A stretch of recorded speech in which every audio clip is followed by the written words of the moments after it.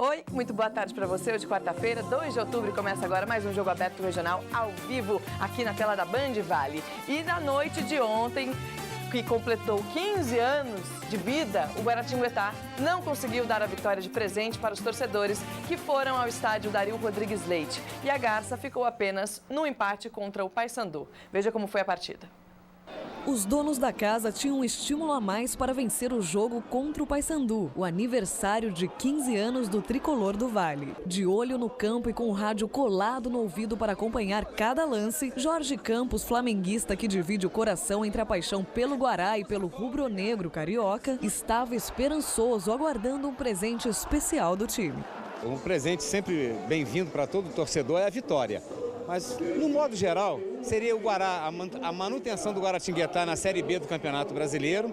Ano que vem, o Guaratinguetá já está indo para o 16º ano, vai jogar a Série A2 do Campeonato Paulista e voltar para onde ele deveria não ter saído, que é a Série A1. Mas o que seu Jorge viu foi o Paysandu dominar o começo do jogo. O Guará bem que tentou. Arriscou, atacou e chutou várias vezes a gol, mas nada de gols no primeiro tempo. O Paysandu voltou do intervalo com força total e perdeu grandes chances. Mas foi a Garça com Leandro Ferreira que mandou a bola para a rede. 1-0 Guaratinguetá. No entanto, a reação do Papão da Curuzu foi imediata. Iago Pikachu foi derrubado na área, pênalti que ele mesmo bateu e empatou a partida. O tricolor do Vale ainda teve a chance do jogo, mas Alex Afonso não aproveitou a oportunidade. E o presente que a torcida do Guaratinguetá tanto queria, uma vitória em casa para ficar mais longe da zona de rebaixamento, não veio. A partida contra o Paysandu terminou empatada em 1-1 e não foi dessa vez que o novo técnico do Guará, Leandro Campos, conquistou a primeira vitória no Ninho da Garça. Nessa fase derradeira da competição, é muito importante que se valorize o fator casa, né? E queira ou não, o empate sempre é um resultado ruim. É lógico que nessa disputa o importante é somar, mas dentro dos nossos objetivos nós queríamos ter um bom desenvolvimento. Infelizmente, a nossa equipe não manteve, né, a produtividade de rendimento que nós tivemos lá em Joinville. A equipe foi muito bem. Agora é procurar descansar, erguer a cabeça. Sabemos que a Série B é desse jeito, é difícil, jogos dentro de casa e fora de casa. E agora, já que perdemos ponto dentro de casa, procurar fora de casa agora ganhar 3 pontos. Tá aí o jogador e o Felipão. Opa, Felipão não, é Leandro Campos. Renato Dias, boa tarde. Boa tarde, Andressa. Brincadeiras à parte, a gente sabe que o Guaratinguetá ontem precisava ter vencido para poder respirar um pouco mais na tabela. Continua na 13ª colocação, mas esse empate ficou meio engasgado ontem, né? O Leandro Campos, ele tinha ganho 1 ponto do Joinville fora de casa e ontem, né, na teoria, perdeu 2 pontos para o Paysandu, Andressa, mas tem alguns pontos que a gente tem que levar em consideração aí, porque na teoria era jogo para ganhar, pega o Paysandu, que está atrás na tabela, mas na prática, o Wagner Benazzi pegou o Paysandu já algumas rodadas e o time não perdeu mais, inclusive venceu a Chapecoense, né, como diz o Milton Neves, a linguiça atômica, um time que vai subir. Que está em segundo lugar na tabela, né? Venceu por 2-0 e está invicto. E o Guaratinguetá, por outro lado, o Leandro Campos, a gente está falando aqui, quarta-feira chegou, jogou na sexta-feira em Santa Catarina. Aí já voltou de viagem para São Paulo, entrou em campo ontem novamente. Agora tem hoje um regenerativo, treina amanhã, depois quinta viaja para o interior do Ceará quando pega o Icasa. É complicado para o técnico, né? Ele praticamente não tem tempo para treinar. Ele vai ter que acertar o time nos jogos mesmo, né? Então aí tem que levar em conta isso.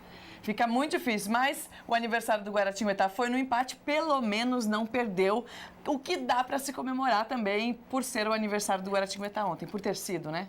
E acabou não sendo tão ruim assim como a gente imaginava. Quer ver? Tem a tabela do Campeonato Brasileiro, que a gente vai ver aí. Olha só, o Guaratinguetá estava a 5 pontos da zona de rebaixamento.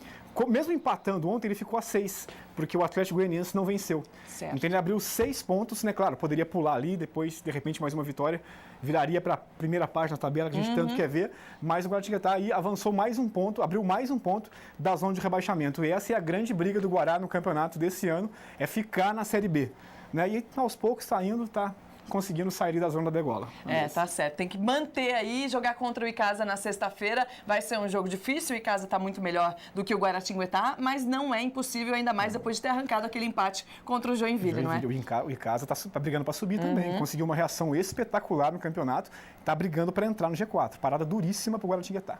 Tá certo. Vamos falar um pouquinho de futebol feminino também. Campeonato Brasileiro. As meninas do São José fizeram ontem o segundo jogo na competição e ficaram num empate com o Foz Cataratas jogando em casa. 1-1. Michele Carioca fez de pênalti o gol joseense.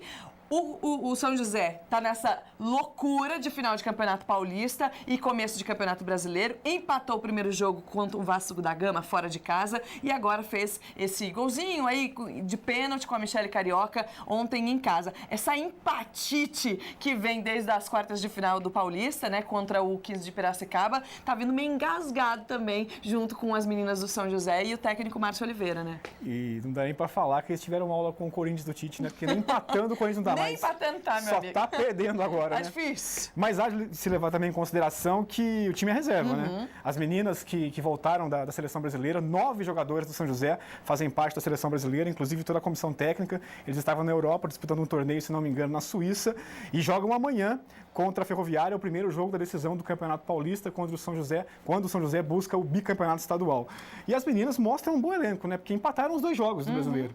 Mesmo com o time reserva. Não estão perdendo. O importante é ter ótimo. Passado para a final do Campeonato Paulista. Lógico que o brasileiro, a princípio, fica um pouquinho de escanteio, né?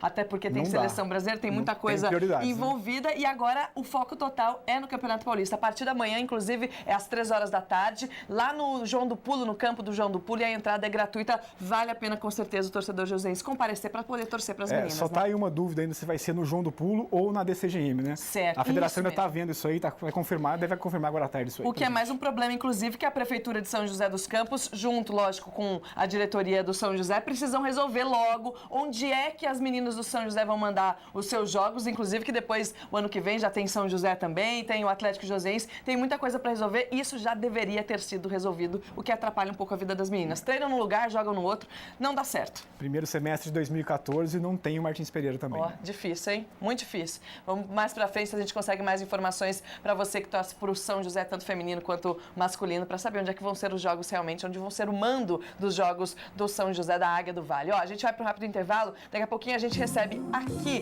no nosso estúdio um representante, o técnico do Independência de Taubaté. A gente vai falar da Copa Band Vale. Carlos Avelar, o Barriga, vai estar aqui com a gente.